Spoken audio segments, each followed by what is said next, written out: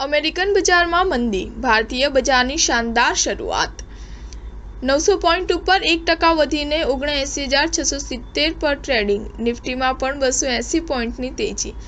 American બજારોમાં 2 વર્ષમાં સૌથી મોટા ઘટાડા વચ્ચે ભારતીય શેર બજારમાં આજે એટલે કે 6 ઓગસ્ટના રોજ તેજી જોવા મળી રહી છે। સેન્સેક્સ 1000 પોઈન્ટ વધીને 79,670ની સપાટીએ પહોંચી ગયો છે। નિફ્ટીમાં પણ 280 પોઈન્ટની તેજી છે। તે 24,340ની સપાટીએ કારોબાર કરી રહ્યો છે। નિફ્ટી ઓટો, મેટલ અને રિયલ્ટી ઇન્ડેક્સમાં 2%થી વધુનો ઉછાળો છે। બેંક, આઈટી, મીડિયામાં 1%થી વધુનો ઉછાળો છે। નિફ્ટીના 50 શેરોમાંથી 45 વધી રહ્યા છે અને 5 ઘટી રહ્યા છે। ટાટા મોટર્સ સૌથી વધુ 3% વધ્યો છે। રિઝર્વ બેંકની મોનેટરી પોલિસી કમિટીની બેઠક આજથી શરૂ થઈ રહી છે। RBI governor Shaktikanta Das 8 August 2024ના રોજ બેઠકમાં જે નિર્ણયો લેવામાં આવશે તેની માહિતી આપશે। નિષ્ણાતો અપેક્ષા રાખે છે કે આરબીઆઈ વ્યાજ દર 6.5% પર યથાવત રાખે।